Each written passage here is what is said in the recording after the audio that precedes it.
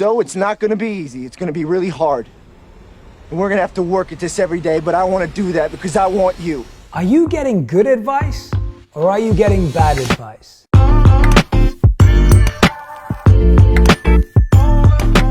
Now, I wanted to start a new series where we take a look at some of the most well-known and popular movies of all time, and we look at the advice that's inside them for life, relationships, work, and careers. Now, here's the thing.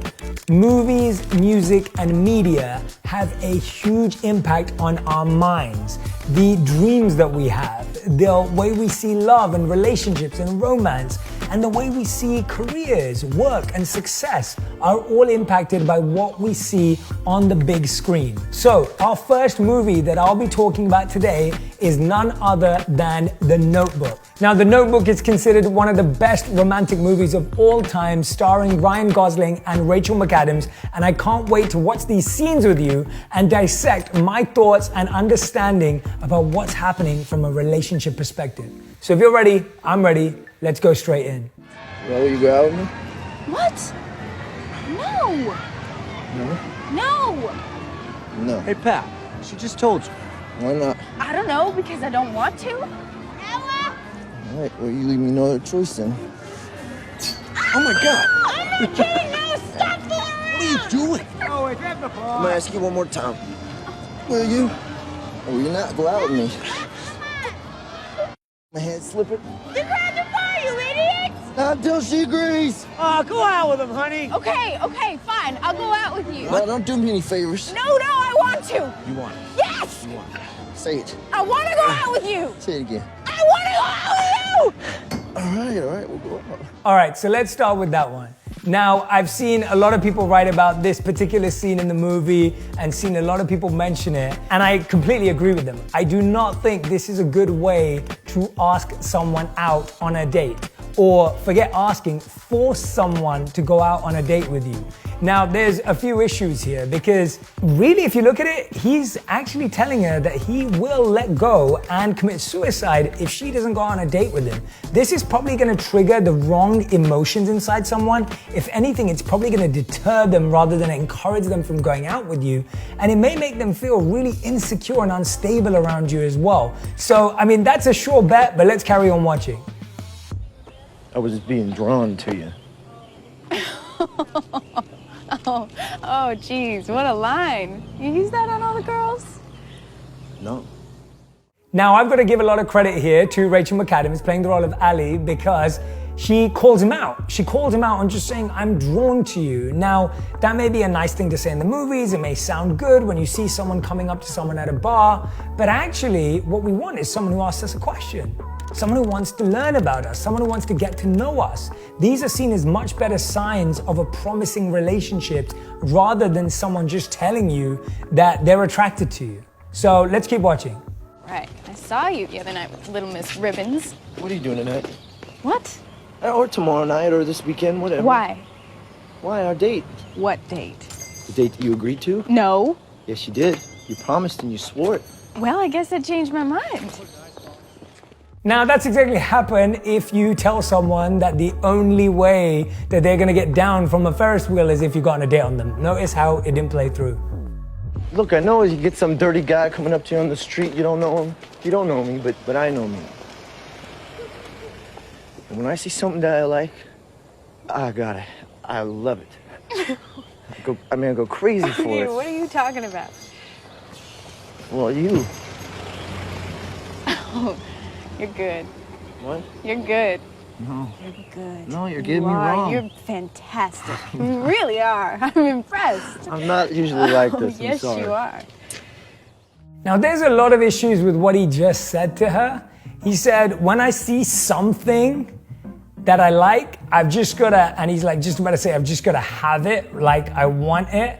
And it's crazy because he's talking to her like she's a thing, like an object to achieve or something to get or something to buy or purchase, right? It's like almost window shopping. Now that sort of language should let us all know from the beginning that someone's pursuance of us is like them pursuing something that they just like and they want to have it. This is not great language for a relationship. It's definitely not great communication for a relationship, especially when two people have barely got to know each other or don't know each other at all. But this next part's the most interesting part. I could be fun if you want. Pensive, smart, superstitious, brave, and I could be light on my feet. I could be whatever you want. You just tell me what you want and I'll be that for you. You're dumb. All right, that there is why I'm doing this whole exercise. That statement of I can be fun, I can be this, I can be anything you want me to be. You tell me what you want me to be and I'll be that. That is massive red flags in any relationship. If someone starts with a relationship wanting to be whoever you want them to be, they're going to lose themselves in that relationship. And when they lose themselves, they're one day going to come back to you and say, I don't know who I am anymore, right? Because if we just become who we think the other person wants us to be, then we stop being ourselves. And if you stop being yourselves, then who is that person really with? They're with a artificial, imaginary version of a person. And so what you really want to hear in a relationship is, hey, here's my priorities. Here's what I like. Here's what I don't like. And guess what? Some of those things may completely disagree with yours, but that's a much better place and a healthier place to start a relationship, knowing each other's differences, rather than actually saying that I'm just going to mold myself to become whoever you want, however you want, just to be with you. That's unsustainable, it's not going to last very long, and there's no one who can keep that act up for a long time. Talk to me. About what? You want to... You're going away. You're leaving. And I'm staying here. And I'm so happy that you're doing that. But you're going to have a million things to do. You've got so much ahead of you. Don't talk like that. It's true. I'm not going to have nice things, fancy things. It's never going to happen for me. It's not in the cards for me.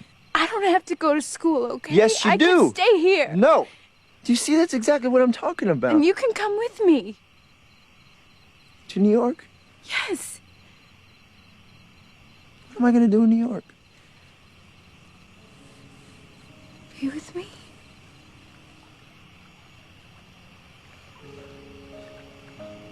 Yeah.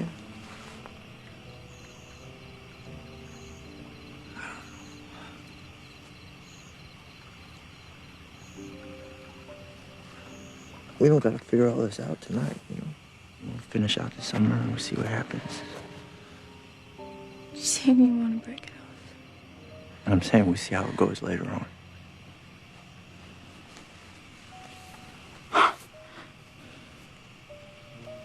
Are you breaking up with me?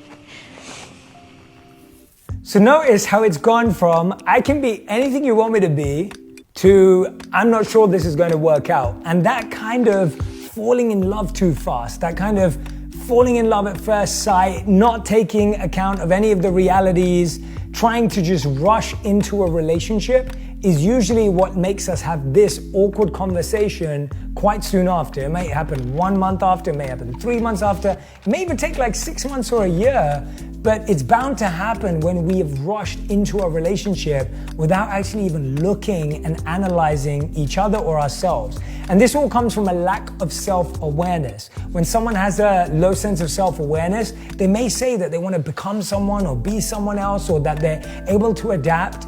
And then all of a sudden they start learning about themselves during the relationship, and now they want something different. And so it's really important that when you're getting in a relationship, especially if you're looking for a serious relationship, that you're asking yourself, who am I? Do I know who I am? Do I know how I want to be in a relationship? And of course, you're going to learn things throughout the whole way, but it's really important that at that time, you are at a similar level of self-awareness to the person that you're about to date or get into a relationship with. Would you just stay with me? Stay with you. What for? Look at us. We're already fighting. Well, that's what we do. We fight. You tell me when I'm being an arrogant son of a bitch, and I tell you when you're being a pain in the ass. Which you are, 99% of the time. I'm not afraid to hurt your feelings. They have like a 2-second rebound rate, and you're back doing the next pain in the ass thing.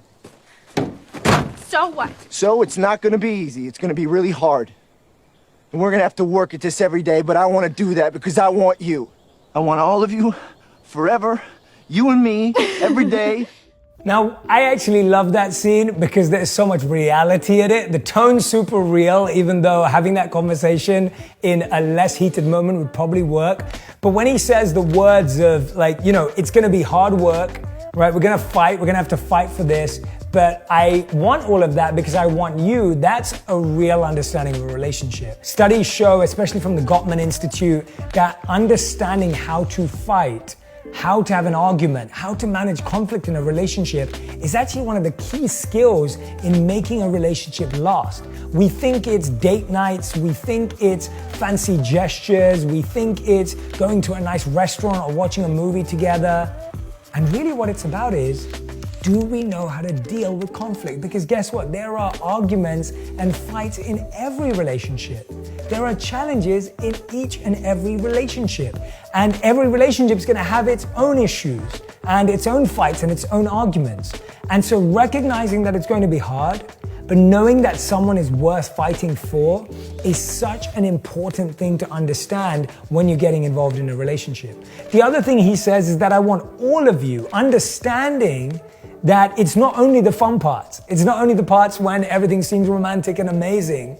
There's plenty of parts in a relationship that we may not feel comfortable with. So one of the key things that you want to work on is setting a set of rules and parameters of how you and your partner deal with difficult situations, right? Setting a time and saying, this is when we're going to speak about it. This is how we're going to speak about it. These are the ways in which I want to communicate when we have challenges. When you set that up at a less heated time, you allow yourself to communicate really, really effectively at another time.